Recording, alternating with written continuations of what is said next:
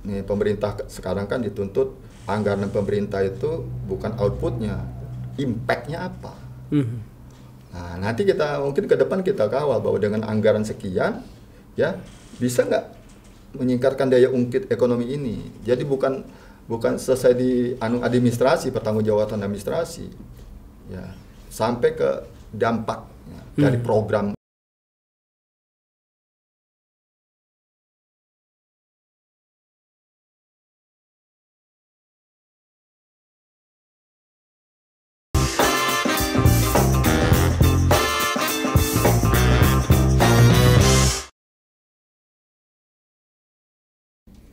Sahabat Banten Podcast, apa kabar?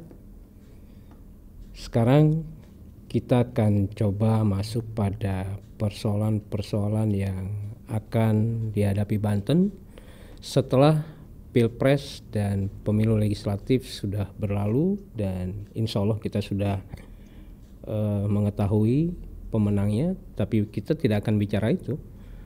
Ya Pak Rudi ya.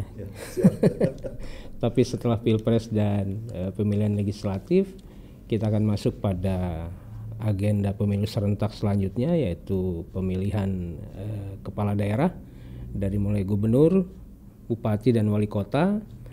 Dan dalam kerangka itu tentu saja kita akan mengawal identifikasi persoalan-persoalan yang akan dihadapi oleh daerah terutama Banten.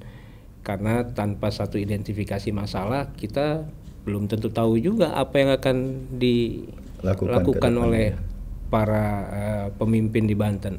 Nah, dalam kerangka mengawal persoalan-persoalan ini, sudah hadir di studio Banten Podcast Pak Haji Rudiansyah Thoib, SEMM.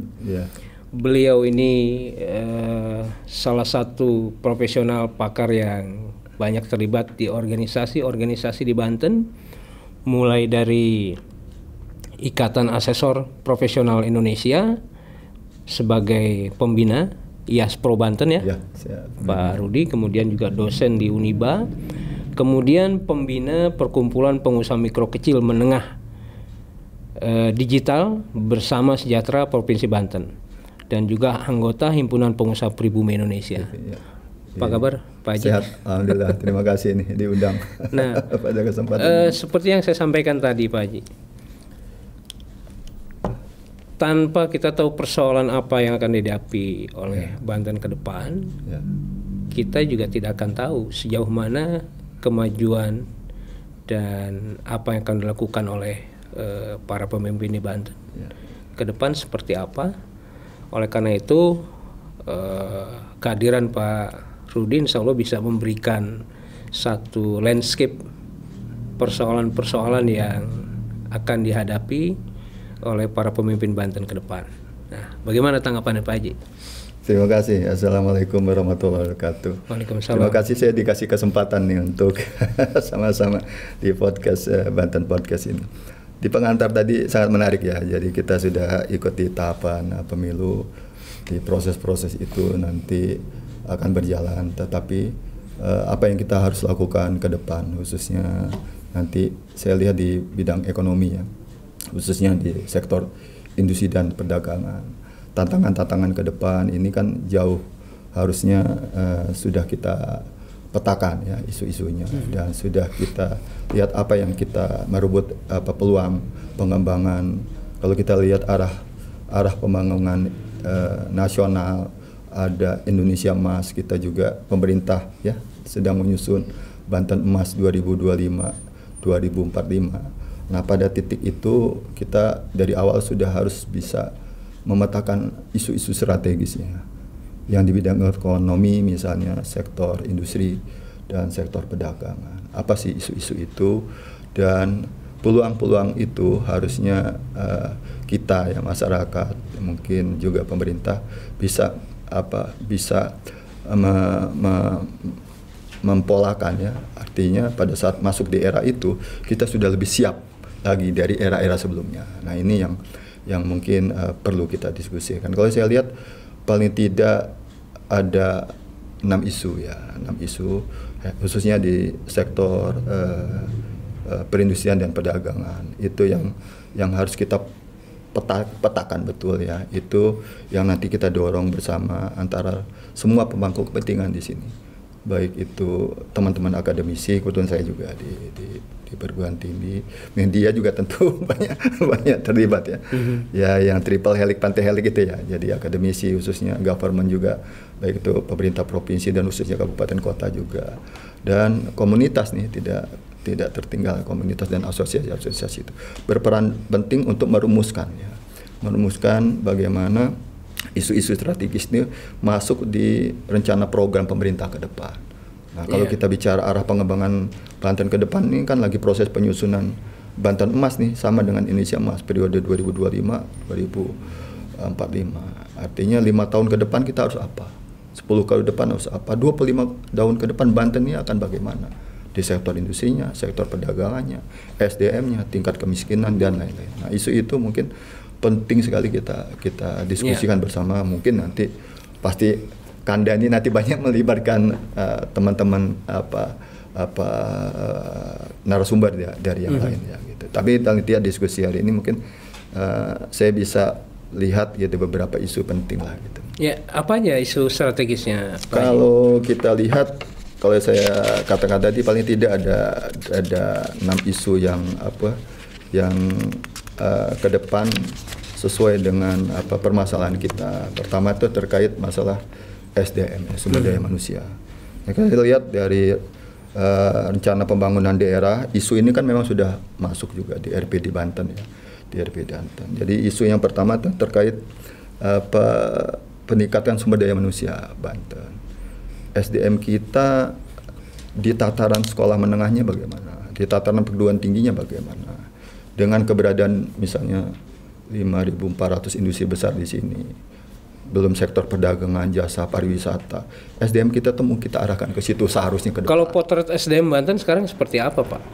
Nah, kalau potret SDM Banten, kalau kita ngelihat data-data yang ada, ini kan kita masih dalam titik di mana tingkat pengangguran kita termasuk yang tinggi di Indonesia. Ya, walaupun beberapa tahun ke sini sudah mulai agak penurunan angka-angkanya. Di atas atau di bawah nasional? Di atas nasional. Di atas kita nasional. selalu nomor 2, nomor 1, kadang-kadang nomor 3, tapi kita selalu nomor 2. Itu kan tidak linear dengan investasi kita. Investasi kita cukup baik ya, ratusan triliun ya. Saya punya data. Berapa investasinya, Pak? Investasi kita, saya mungkin nanti terkonfirmasi ya, mungkin lebih dari target nasionalnya kita datanya cukup besar. 150 triliun mungkin, maaf saya nanti dikoreksi kalau salah. Artinya investasi yang begitu besar, bagaimana itu juga multiplier efeknya ke penerapan tenaga kerja.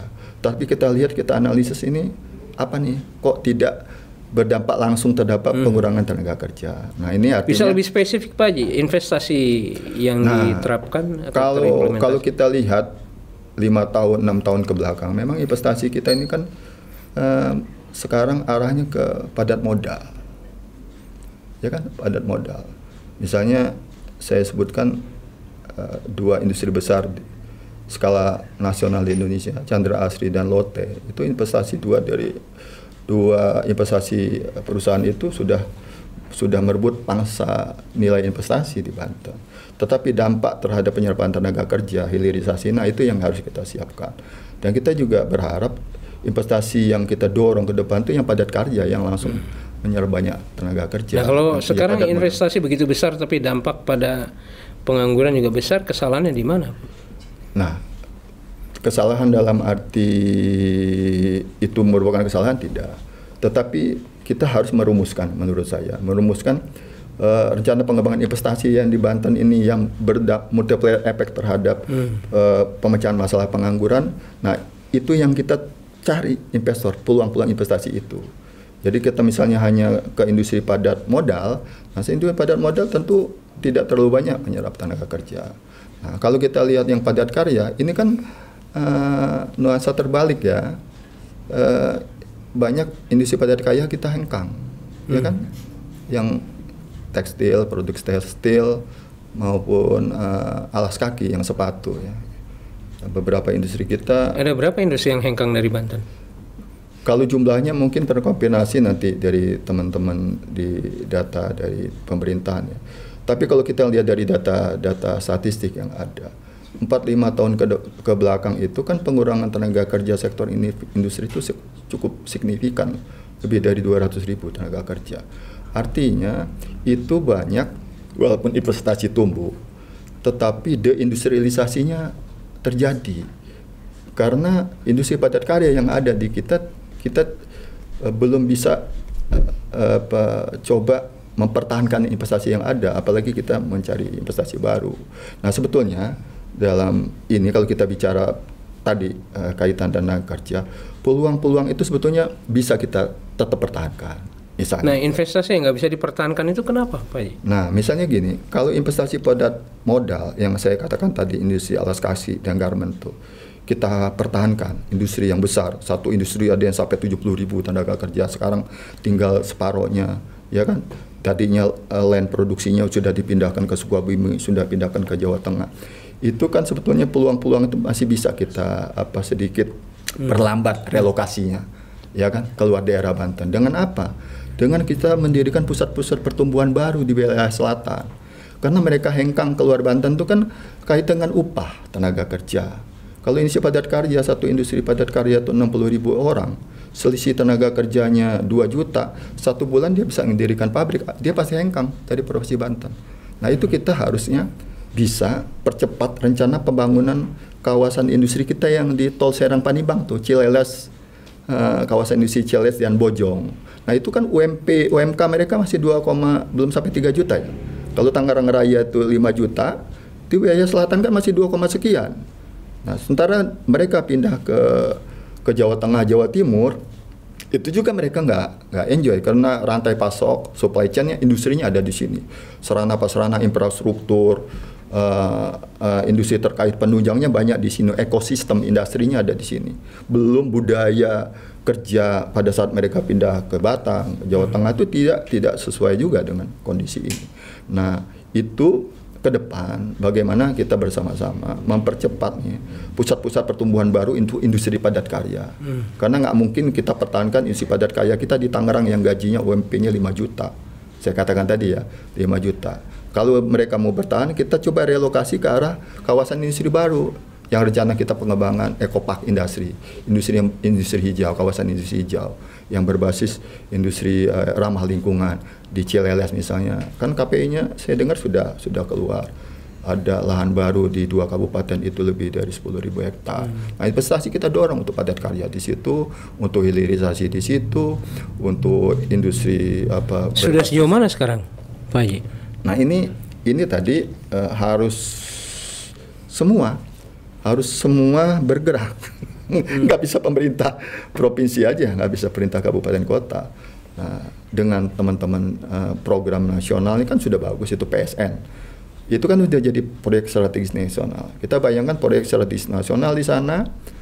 Alhamdulillah kita Tol Serang Panibang itu proyek strategis nasional. Kalau provinsi lain untuk mendapatkan proyek strategis nasional itu dalam tanda kutip bisa berdarah-darah perjuangannya. Kita proyek strategis nasional di Banten ini cukup banyak, yang salah satunya di sana. Tetapi keberadaan proyek strategis nasional itu ya harus kita optimalkan untuk pertumbuhan ekonomi dan pemberdayaan masyarakat ke depannya dengan mendirikan pusat-pusat pertumbuhan ekonomi baru di situ. Nah, ini kan jangan sampai investasi pemerintah yang puluhan triliun di situ akhirnya terganggu juga karena saya lihat trafiknya rendah juga. Makanya kalau masuk tol Lebak itu termasuk yang mahal juga. Kita dari sini berapa deh? 50.000 ya. Nah, gitu karena trafiknya rendah, makanya tolnya mahal. Nah, kalau kita buat pusat-pusat pertumbuhan ekonomi baru di situ, kawasan industri, kawasan perdagangan di situ, sambil kita teruskan rencana pengembangan kayak Tanjung Lesung ya, yang sektor pariwisata. Jadi bangkitan ekonomi kalau saya lihat di situ nanti kita banyak diskusi banyak. Ya udah pariwisata itu terus kita perjuangkan kayak Tanjung Lesung, tapi sektor perdagangan dan industri itu untuk traffic, untuk pertumbuhan ekonomi di sana. Nah, ini yang tadi kembali lagi ke isu tenaga kerja. Nah, bagaimana isunya tidak hanya menarik investasi baru, tapi mempertahankan investasi yang ada. Dan bagaimana juga tenaga kerja yang dari luar ini bisa bersaing dengan kompetensi SDM di kita. Nah, ini bicara kompetensi SDM, harusnya Banten lebih unggul kita, kesempatan kita dibanding provinsi lain, dibanding daerah lain. Kenapa saya katakan gini? Mereka melakukan program pemagangan, Link and Match atau Merdeka Belajar Kampus Merdeka sekarang yang universitas kan bisa 1 semester atau 2 semester 40 LKS kan bisa magang di pabrik. Atau dari SMK yang program 3 in 1 namanya, dilatih, disertifikasi, ditempatkan. Kalau di beberapa provinsi, mungkin yang dari program kementerian, SMK itu cukup 2 tahun aja di kelas. 1 tahunnya di pabrik. Jadi pemerintah juga nggak perlu investasi lab-lab mahal-mahal, pakai aja tempat uji kompetensinya di pabrik, lab-labnya. Kalau misalnya ke depan kita kekurangan tenaga guru produktif, itu kan bisa tenaga silver expert, ahli-ahli industri itu jadi ngajar di SMK kita. Nah, pola-pola itu ke depannya yang kenapa pola itu belum jalan sekarang? Bukan belum jalan, mungkin percepatannya yang kita harus berarti sinergi, sudah jalan posisi. Sudah. Kalau misalnya kebetulan saya juga di pemerintah ya, di industri. Itu saya sudah coba dari tahun 2018 mengawinkan 200 SMK saya, SMK di Banten ini dengan 120 industri. Jadi dia jurusan misalnya administrasi pembangunan, akuntansi. Saya link and match kan, kawinkan dengan SMK kimia, SMK baja, SMK industri pabrik kimia, pabrik baja, pabrik industri makanan, walaupun jurusan beda. Itu kan supaya prodi program studinya direvitalisasi. Nah, ini yang belum cepat nih, revitalisasi program studi itu.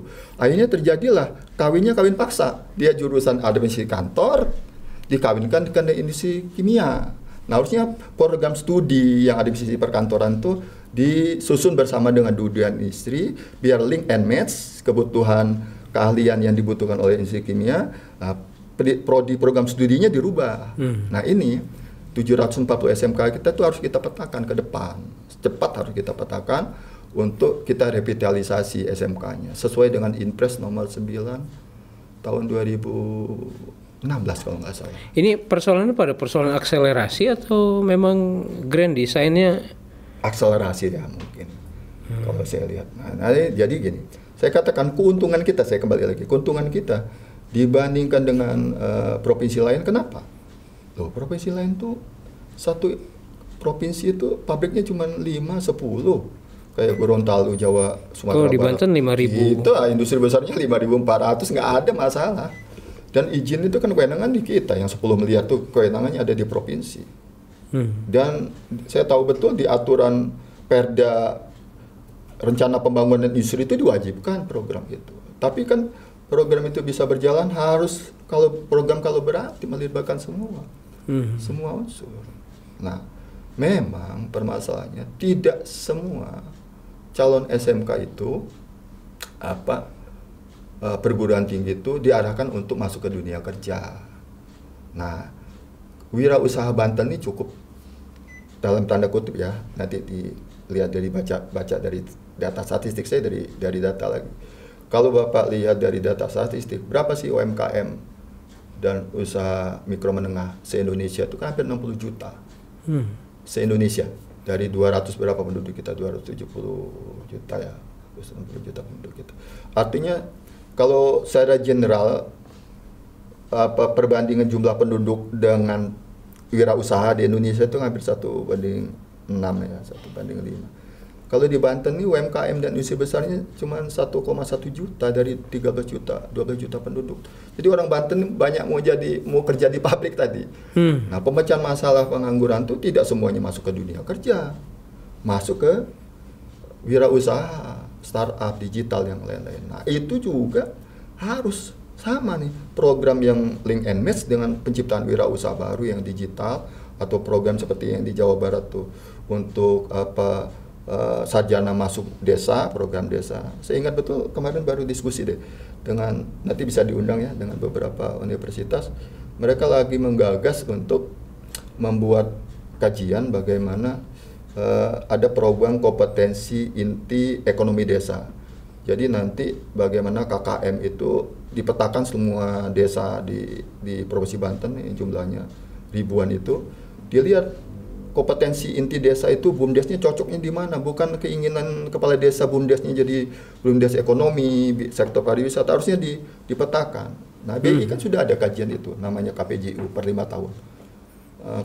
Komoditi jasa unggulan daerah, itu bisa jadi data awal tuh. Karena BI sudah memetakan di tiap desa itu kompetensi komoditi jasa unggulan daerahnya pasnya apa untuk di desa itu. Nah, itu bisa diawali dengan program perguruan tinggi untuk KKM itu masuk ke situ, tapi dengan database. Nah, saya diskusi dengan, kebetulan saya di universitas, diskusi dengan mereka, memang harusnya pada saat KKM itu oleh Untirta dilanjutkan misalnya oleh Universitas Uniba atau Unsera, ya fokusnya sama. Tahun pertama yang pembinaan misalnya di desa yang pembinaan pengembangan ekonomi kelautan, perikanan, desa pesisir. Nanti kalau ada KKM baru yang terus 5 tahun ke depan tuh sampai dia atas program. Nah, itu harusnya berdasarkan analisis itu tadi. Kita mau petakan nih berapa ribu desa kita ini cocoknya apa desa wisata, ya kan, atau desa industri, apa ya, atau yang pendekatan ke ekonomi kreatif lainnya gitu kan. Atau yang sifatnya edukasi masyarakat, ya hal-hal itu. Nah, itu yang belum ini nih untuk percepatan menjawab tadi itu. Saya katakan percepatan itu artinya bagaimana kita ini kan sudah kerja semua nih, pemerintah bekerja, teman-teman media bekerja semua. Tapi kerja aja nggak cukup. Kerja kolaboratif tadi, ada fokus bersama. Nah, itu yang saya lihat fungsi. Artinya dimensi dari kolaborasi ini masih lemah ya. Nah, harus dijembatani ini fungsi media nih saya harapkan banyak. Nanti kita diskusi mungkin mengundang itu yang untuk ego sektoral itu bisa yeah. gitu ya mungkin gitu. Nah, itu baru satu isu nih, kita baru nomor satu isu SDM. Isu yang kedua apa Pak Haji? Nah, ya nanti mungkin untuk perdalam isu SDM kita khususkan, sebenarnya penting sekali itu ya tadi kait dengan investasi dan lain. Kedua terkait misalnya dengan sumber daya ekonomi unggulan ya potensial ini kan yang kalau di pemerintahan ini kan masing-masing dinas itu sudah melakukan fungsi-fungsi pembinaan teknisnya ya sesuai tugas pokok dan fungsinya. Nah, sekarang kan dituntut nih, pemerintah sekarang kan dituntut anggaran pemerintah itu bukan outputnya, impactnya apa. Nah, nanti kita mungkin ke depan kita kawal bahwa dengan anggaran sekian, ya bisa nggak meningkatkan daya ungkit ekonomi ini. Jadi bukan selesai di administrasi, pertanggungjawaban administrasi, ya sampai ke dampaknya dari program yang dilakukan oleh dinas-dinas itu. Nah, misalnya kita bicara sentra-sentra produk unggulan, IKM kita yang mau naik kelas, mau ekspor gitu ya, atau kita kembangkan desa-desa pariwisata. Nah, ekonomi unggulan di Banten apa aja Pak Haji? Kalau kita lihat dari data PDRB ya, itu kan tadi nyambung dengan dinas pendidikan, paling tidak ada 5 sektor ya yang sumbangsih ekonomi terbesar itu sektor industri. Jadi kalau sektor industri sebetulnya udah tuntas nih. Kita tuh sudah punya arah industri kita 20 tahun ke depan tuh 10 sektor.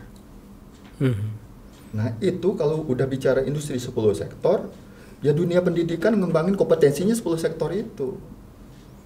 Nah, misalnya begitu. Dan teman-teman pelaku usaha bagaimana karena ada industri baja, bagaimana kita industri terkait penunjangnya IKM kita arahkan ke situ. Dan dunia pendidikan di Banten? Pendidikan juga demand driven karena ada industri baja harus banyak SMK baja. Ada politeknik baja. Maksud saya dunia pendidikan di Banten ternyata masih gagap untuk masalah itu.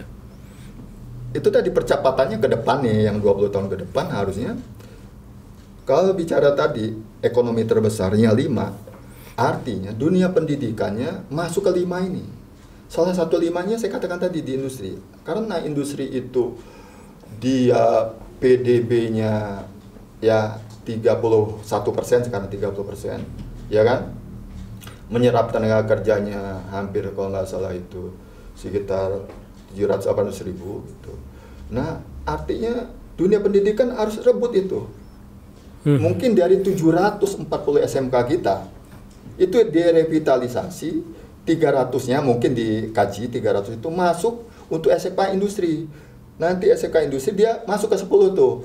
Industri baja kita nomor 1 di Indonesia. Saat ini SMK petrokimia kita nomor 1 di Indonesia. SMK di Banten lebih banyak apa, Pak Haji? Administrasi perkantoran. Ya masih belum, itu harus cepat nih program studi itu disesuaikan ke 5 sektor tadi. Nah kita kedua misalnya sektor perdagangan, retail dan perhotelan itu harus banyak nih SMK perhotelan SMK. Nah misalnya begitu ya. Nah, gitu. Terus nanti yang sektor kesehatan, rumah sakit dibangun, politeknik kesehatan dibangun, SMK kita yang nanti yang bekerja di rumah sakit Pemda itu, ya kita SMK itu ya politeknik. Nah itu sektor pariwisata, SMK pariwisata. Dan apa yang disampaikan oleh Pak Haji ini baru sifatnya kajian ya, belum. Kalau kajian secara utuh udah selesai sebetulnya. Artinya Bapenas sudah bantu kita. Implementasinya aja yang masih lemah. Kalau kita sampai saat ini saya lihat masih berkutik ke diskusi, gitu ya. Ya kita kembali ke Inpres 9/2016 yang 7 tahun yang lalu lah harusnya. Karena Inpres itu muncul arahnya ke sini. Sekarang kan akhirnya dari Link and Match, dulu itu 2016 itu program Link and Match, program Teaching Factory, bagaimana SMK itu bisa ngasilin uang, satu line produksinya bisa diproduksi di SMK swasta, jadi pabrik itu nggak susah-susah, dia kerjasama tadi dengan SMK menghasilkan pekerjaan, anak sekolah menghasilkan produksi, line produksinya salah satu dipindahkan, itu kan bisa. Ini sebetulnya apa yang dibicarakan Pak Haji menarik semua. Pertanyaannya, ada model yang sudah berjalan belum? Sudah. Di mana Pak Haji? Saya kasih contoh, kita kerja, saya ingat dengan teman-teman Kanda lah di Untirta itu dari tahun 2006. Kita dulu punya klaster industri petrokimia, pasti Bapak ingat itu. SMK mana yang sudah jadi model? Terus kita dari situ kita ngediri menjadi Center of Excellence Petrokimia. Tapi dulu goalnya kita membangun Politeknik Petrokimia. Akhirnya ada yang sekarang di Anyer. Nah, Politeknik Petrokimia itu dilahirkan, itu memang kebutuhan industri kimia. Dan didirikan dari 12 industri kimia. Karena per hari ini mereka misalnya hanya bisa membiayai 150 orang. Kenapa nggak kita coba sampai 300 orang? Kita support dengan sistem pembiayaan, nggak harus dari pemerintah. Saya diskusi masukan dari teman-teman juga, ya Pak Rudi bisa aja nanti misalnya mahasiswa diagunkan ijazahnya, toh dia langsung kerja 3 tahun lagi di industri, kan bisa dilihat. Jadi sumber-sumber pembiayaan itu bisa dikali. Tapi concern kita untuk mendirikan politeknik baja, politeknik kimia, politeknik sepatu, politeknik itu baru satu sektor. Yang saya katakan di industri, belum kita bicara di pariwisata, belum di sektor, artinya dunia pendidikan setelah menengah nih. Nah, terkait tadi dengan ekonomi, nah kembali yang nomor 2, ya sumber daya ekonomi unggulan itu nanti. Nah, Pak Haji belum jawab pertanyaan saya. Model mana yang sudah berjalan? Oh, modelnya salah satu yang kita yang sudah yang di Chandra Asri, yang petrokimia, yang kerjasama dengan Kementerian Perindustrian dengan SMK yang terlibat? Kalau yang serasa menengah mungkin sudah banyak terlibat, tapi model yang pure 100% keterlibatan dunia usaha menyusun kurikulumnya, menampung tenaga kerjanya 100% setelah lulus, belum ada. Belum sampai ke sana, belum sampai. Sudah ada, pasti yakin sudah ada. Jadi baru hanya kajian. Sudah, jadi mereka itu melakukan program dengan teman-teman, saya lihat memang teman-teman dinas pendidikan sudah melakukan kerjasama dengan SMK udah puluhan tahun, dengan industri udah puluhan tahun. Tapi skemanya itu tadi sampai merubah program studinya. Belum. Memetakan program studi. Jangan sampai begini. Kebetulan saya ikut di grup forum kepala sekolah swasta. Saya masuk grup juga. Jadi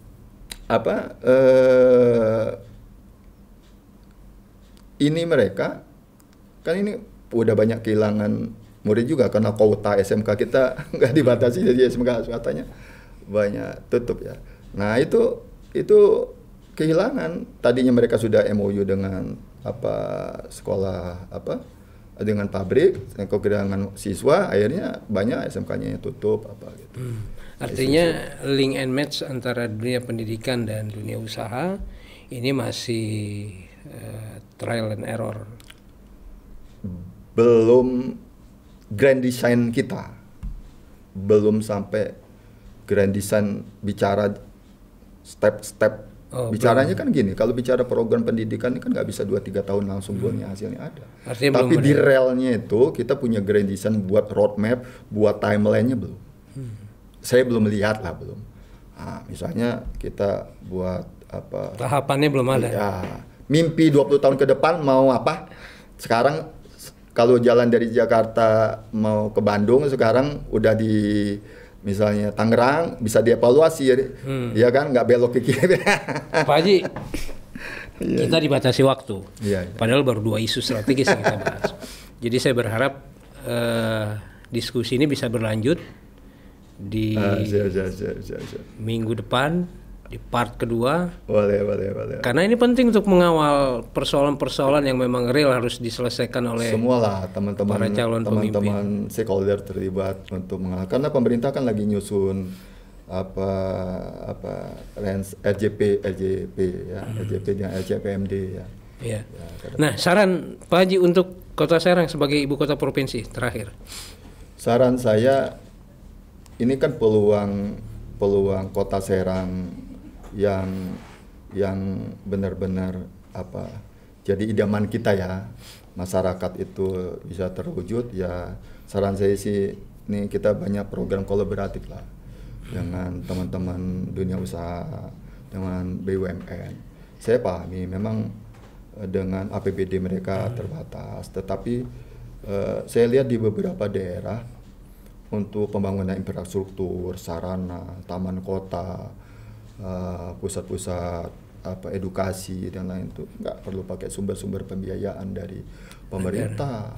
Nah ini nanti kita diskusi banyak gitu, dari sponsor industri bisa didukung dari PW-Sana. Artinya Pak Haji ingin bilang bahwa wali kota Serang kemarin nggak kreatif. Sudah kreatif tetapi kolaborasinya yang belum di Oke Pak Haji. Ya. Pak Haji berjanji nih kita akan lanjut di part kedua. Kita akan bahas 4 isu strategis lagi yang belum. Ajak narasumber saya juga yang lain ya, teman-teman dekan, teman-teman asosiasi Fakultas Ekonomi Banten, teman-teman profesor. Karena saya bisa ngomong begini karena data-data dari mereka juga. Iya. Dan sahabat, pastikan Anda paham tentang persoalan-persoalan di Banten agar Anda tahu dan semakin sadar bahwa pilkada serentak bukan hanya sebuah pesta demokrasi, tapi juga menyangkut kesejahteraan yang akan kita bangun. Dan tentu saja ini menjadi sebuah pengawalan terhadap persoalan-persoalan di Banten agar para calon pemimpin yang akan maju paham terhadap persoalan-persoalan strategisnya. Terima kasih. Terima kasih Pak Haji Rudi, kita Ihsan, saya harus diberi lanjut. kesempatan. Pak Haji janji kita akan lanjut di part kedua. Siap. Assalamualaikum warahmatullahi wabarakatuh. Waalaikumsalam warahmatullahi wabarakatuh.